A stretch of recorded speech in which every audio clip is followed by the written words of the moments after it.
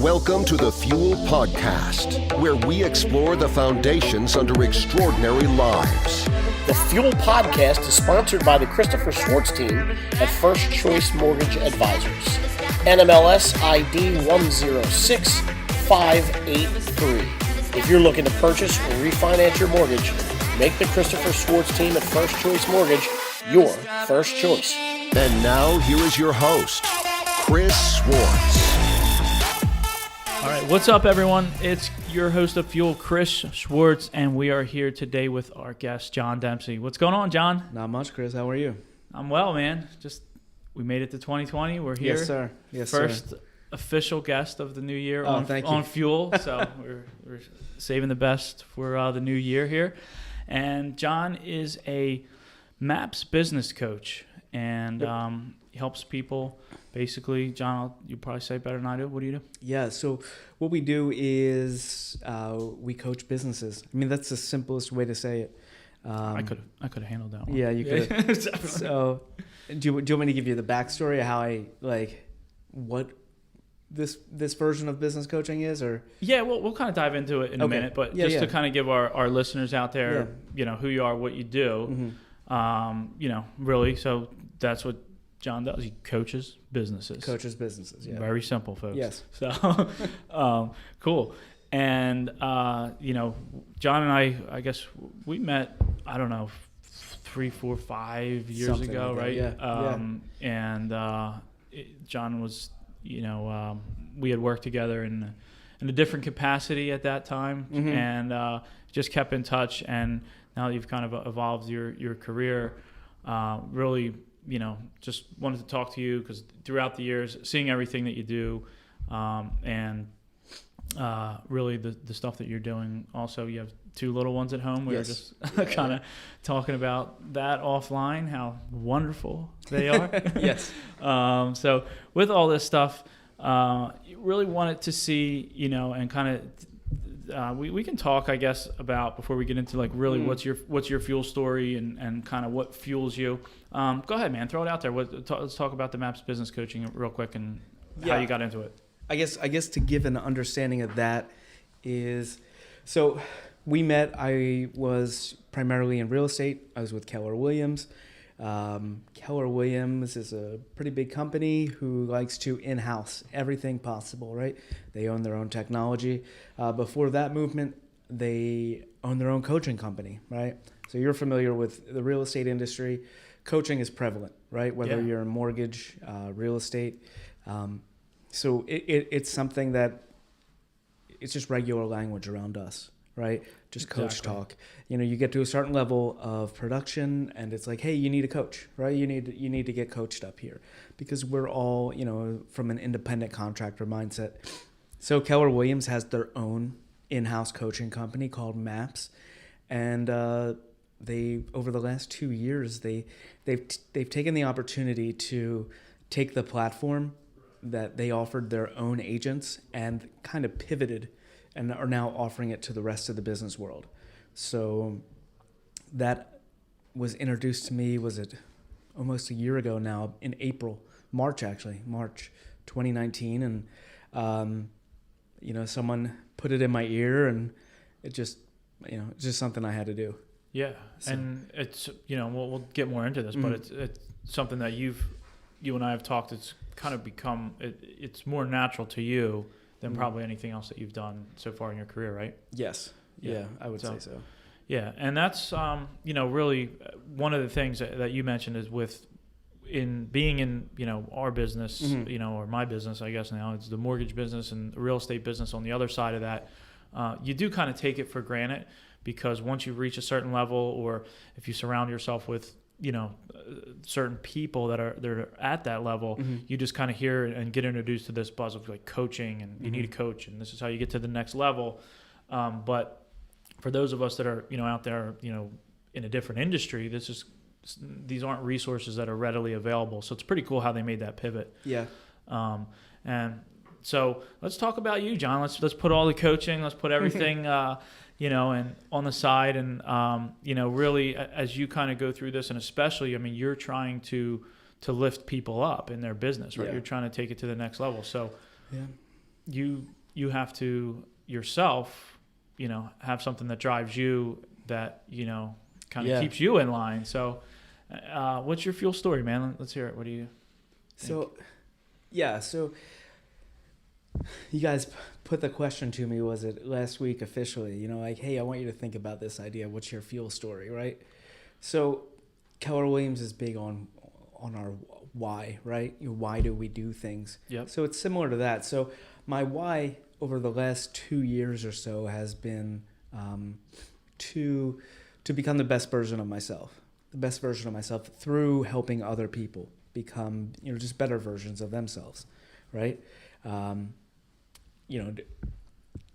Through, I was in a recruiting role at an office and a training role. So that's where I really started to develop that mindset. But it's just something that I kind of been doing. I feel like I was someone at the office who people always just came in anyway and were like, hey, just naturally, what's the answer to this? Right? What's the answer to this? Gravitate.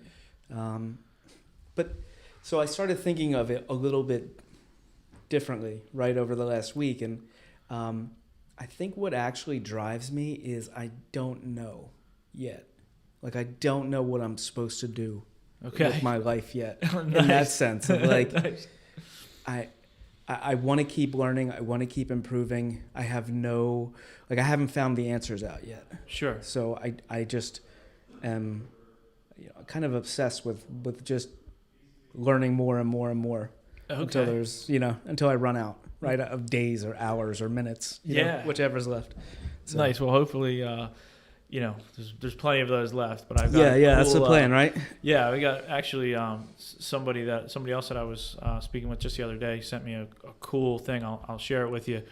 It just kind of puts like a timeline of you may have even already seen this, but I just saw this the other day, and it kind of takes the years of someone's life, and it just kind of assumes this magic age of 90, and it illustrates like, hey, here's your life in these little diamonds, and here's your life in the amount of Super Bowls you have left, or the amount of Saturdays you have left, and you it's really powerful because you're especially I'm 40, so if you're talking 90, I'm halfway, almost halfway, so it's some perspective. So as you're trying to figure out who you are and what you want to do and who you want to be when you grow up, what as you're going through this evolution now with your MAPS coaching, is there anything or any experiences that you've had or that you've gone through that have kind of made you kind of this person like always wondering, looking for answers? That's a good question. I don't know. So in terms of like the idea of 90, right? I think of it in 100. Yeah. And I think of I just think of our life seasonally, right? So if we get 100 years, we get a spring, a summer, a fall, a winter, right? So you get 25 years. So I'll be 40 in 6 months. But if you look at it from that point of view, we're only like a little past the halfway point of summer, right? There's a ton of time. There's a ton of time. We have an entire football season left. Yeah. We haven't. Maybe we're at spring training. Spring. I mean, it's summer. Yeah. But so, my idea is to get all 100 years at like full capacity. Have my brain functioning, have my body functioning. If it doesn't happen, I hope I don't know. Right. Right. That's my goal. In terms of, is there anything that actually happened that makes me want to learn? I've always asked a lot of questions. I've always just wanted to know answers.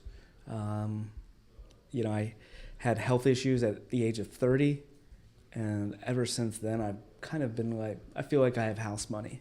So you just have to reevaluate when you're laying in a hospital bed, all cut up, open, and a bunch of different things, and those grenade things they put in you. This is not nice, but you're there by yourself, so you have a lot of time to think about what you want to do, right? So it just completely changed how I thought about things.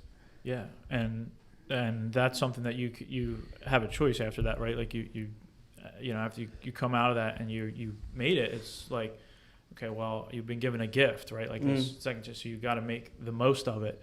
And I know when we've grabbed lunch a couple of times and different things, and you've made a complete lifestyle change, right? Like you talk about the way you eat and what you put in your body and things that you do. Yeah, I try to be mindful of it as much as possible. I just want longevity and sustainability, right? Because maybe I'll figure out what I'm supposed to do one day, right? And I'll be able to I'll be fortunate enough to be in a place to act on it, right? But those healthy lifestyle is something important to me because it's not something I could take for granted. So. Sure. Yeah, absolutely. Yeah. And I think just before this we were just talking about you just got back from working out, right? Yes. And I don't know, last time we were talking, you had a pretty lofty goal by 40. I mean, we were talking about accountability and coaching. You want to throw it out there? Yeah. So I have.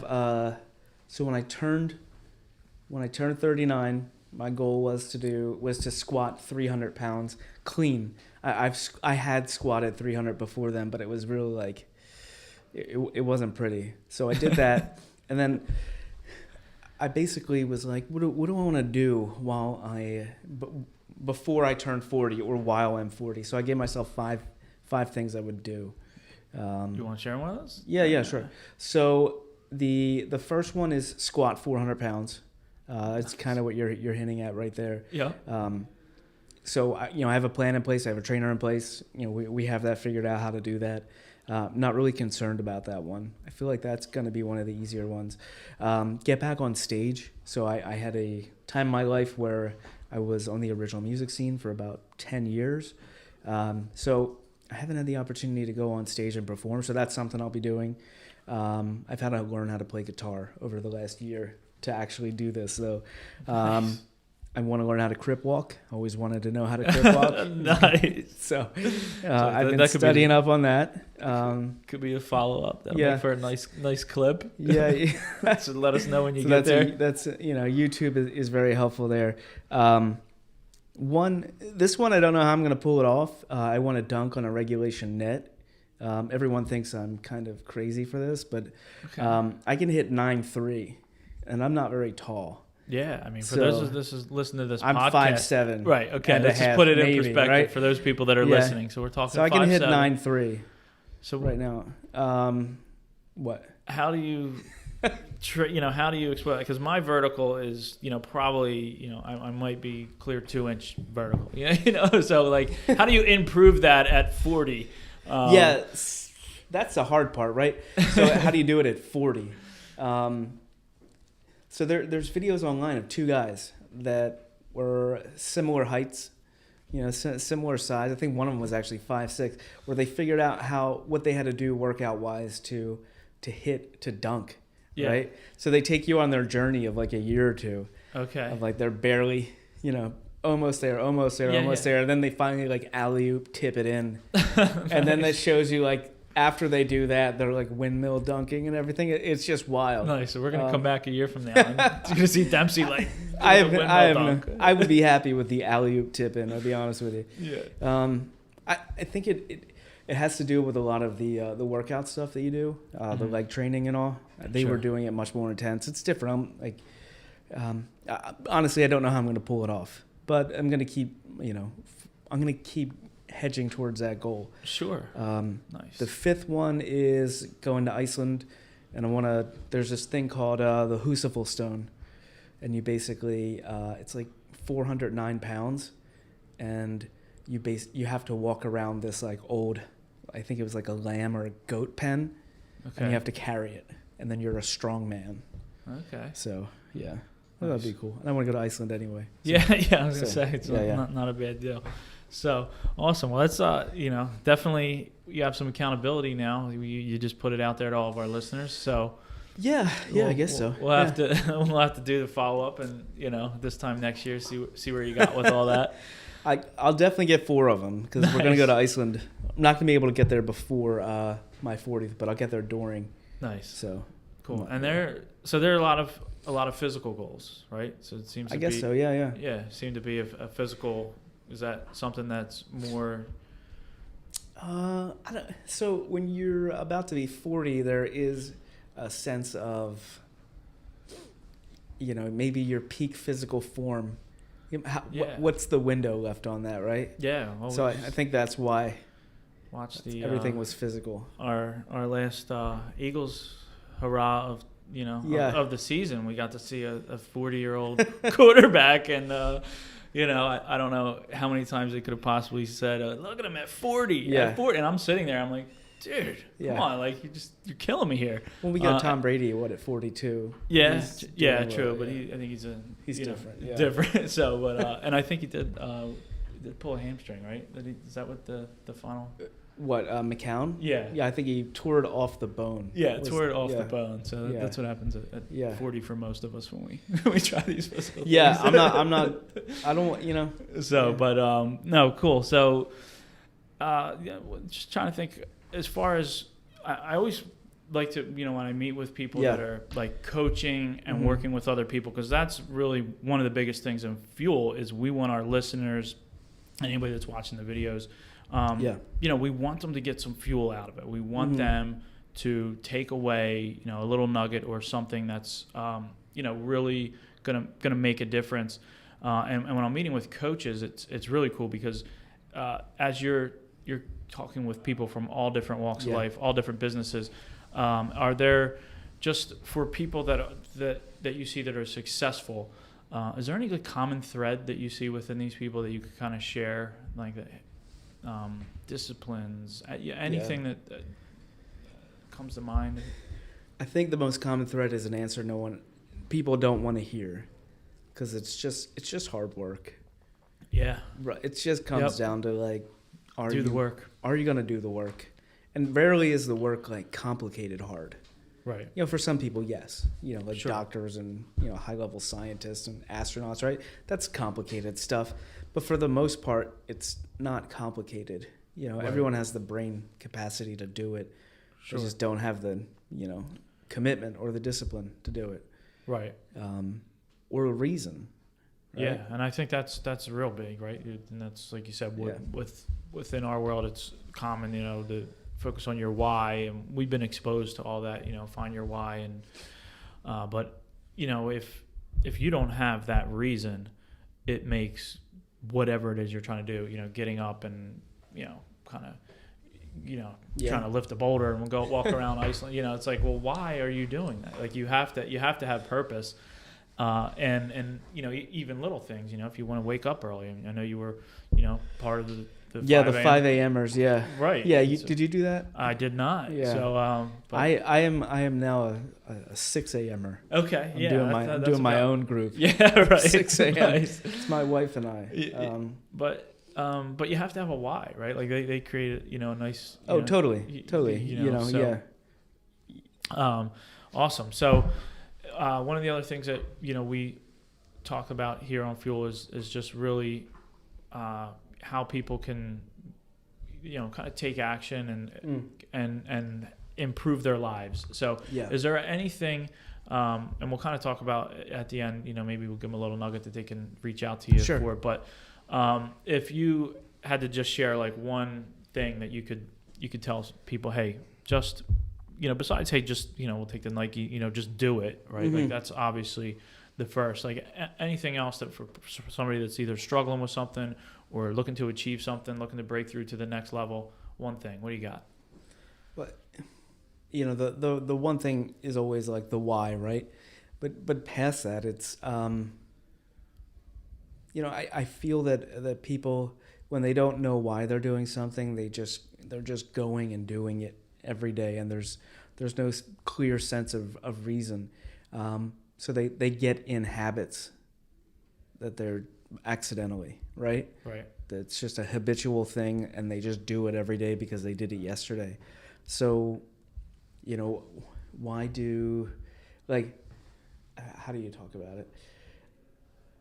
We're both 40. We're seeing friends of ours go through different phases of life, right? Yeah. They're totally different things. We see people who aren't here anymore, right? Yep. Just because they got in a place and they just kept doing it every day for no particular reason other than that's it, right? Sure. So I think having an awareness, again, around why, but, what it is you want to do every day. My dad is, in the next few years, he's going to retire. So, my coaching brain kicked in. I'm like, well, what are you going to do? Like, what's your plan? Like, you can't, he's funny. He's like, I'll get caught up on sleep, which is, true, right? You got to get caught up on sleep a little bit, right? We're part of the 9 a.m. club. Yeah. But then you see, how many people do you see retire, then they just die within like a year to 5 years? I know that sounds dark and all. No, absolutely. I mean, that's, I But wouldn't be someone that could just sit what around. are the things greater than you that you want to do or you want to work towards? Those are the things that, like, you need to have an awareness around that. You need something bigger than yourself, right? So I think that would be that would be, outside of why, that would be it. Right. Awesome. What are you passionate about? Yeah. All right.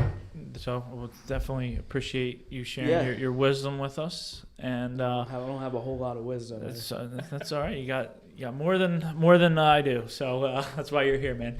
Now we're gonna kind of get into the fun stuff. We'll hit you with a little rapid fire. Yeah. Nice. You claim to have listened to a few episodes, so I have. You may or may not know how this goes, but so you're stuck on an island. Yes. And we're gonna ask you who you're gonna take with you, and we're gonna give you the disclaimer so that you don't get in trouble with any family or friends, and say that thank you. We understand that they would obviously be your first choice. So outside of that, who are you taking with you? Who am I taking? I guess I have two answers. If I'm trying to get off the island... No, you can't get off the island.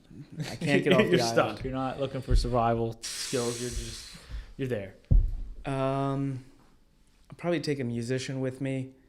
If I'm stuck there... What musician? Who you got? I always preferred Eddie Vedder, but if I'm like stuck there, I think I might go for like a Halsey right now. Okay. Nice. All right, so we're taking Halsey. Yes. All right. A second one, what book, if you could only take one book that's had an impact on your life that you'd like to share with our listeners and that you'd like to take with you, what do you got? That's wild. One book.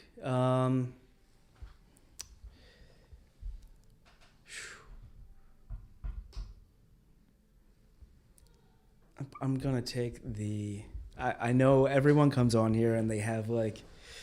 Dude, we've got some pretty wild answers. So everyone's got like the self-help, or they have like a Tony Robbins book or something. We've like had that. some, but we've had what do we have? We have the Quran was one. I mean, there's a lot of different ones. So I'm gonna take the Complete Fellowship of the Rings by Tolkien. Okay, that's what I'm gonna take. Nice, yeah. I like it, man. Yeah, get outside. Yeah. All right, that's what I'm gonna take. Cool. And last, what food, what drink, what do you have to have? It's going to be pretty tough to be a vegetarian if I'm stuck on an island, right? Right. You could always just take I know you like that bourbon, so. Yeah. Yeah, I would take a never-ending supply of Glenlivet 12. Nice. Right. Nothing too fancy. But nothing too fancy, just the 12, please. Yes, just the 12. Awesome. All right, man. Well, I appreciate you coming on the show. So for our listeners out there and for the people watching on YouTube, how can they find you? How can they connect with you? Yeah, good question. So I have a website. It's Business Coaching with John, www.businesscoachingwithjohn.com. I have an Instagram page called Coaching with John. I share quite a bit on there. So it's at John, Coaching with John. One of the things I found that has been helpful lately is I have a private Facebook group. Yeah, I'm part of it. Yeah. You're a part of it. Yeah. Yes. Yeah, so good stuff in there. Instead of hitting people with like 40 touches via email, which I'm sure there's when you do that, there's value in there, and there's cookie recipes and stuff like that. Sure. So I didn't want to do that. Being in real estate as long as I had been. So I share daily coaching tips on there, and it's an opportunity to introduce people who are just different walks of business, right? Whether they're small business owners, Whether they're a blue collar business owner, Okay. or someone like yourself who runs a completely different runs a mortgage business. Sure. There are people in traditional corporate roles. There are executives in that group, and it's just an opportunity for people to collaboratively learn and for me to feel like I'm sharing something, right? Yeah, it's nice. So you can jump in. Anybody Yeah. can be a part of that. Yeah, Just yeah. look you up, So I connect with think you. right now we're talking about The Advantage, the Patrick Lencioni book, Okay. which is a favorite of mine.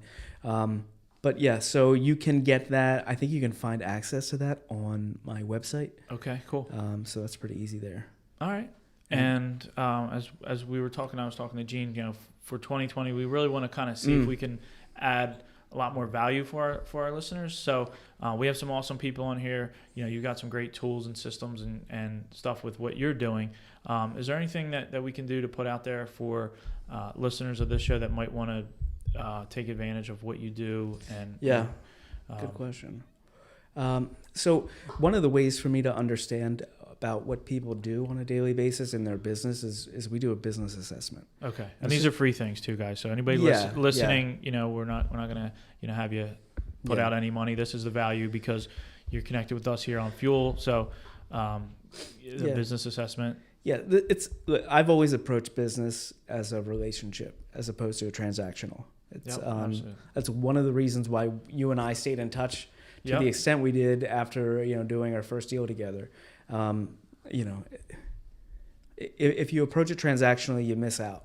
You miss out on everything else. So yes, it's really important for me to build relationships. I'm not going to be able to coach everybody, right? Mm-hmm. And whether it doesn't pertain to their business at that point in time, or whether I'm not the best person to coach them, right? Right. So I'm more interested in creating the relationship with people and then just offering any advice or anything I can do to help them be better. So we do that through the business assessment. That's one of the first ways we find out what it is you need.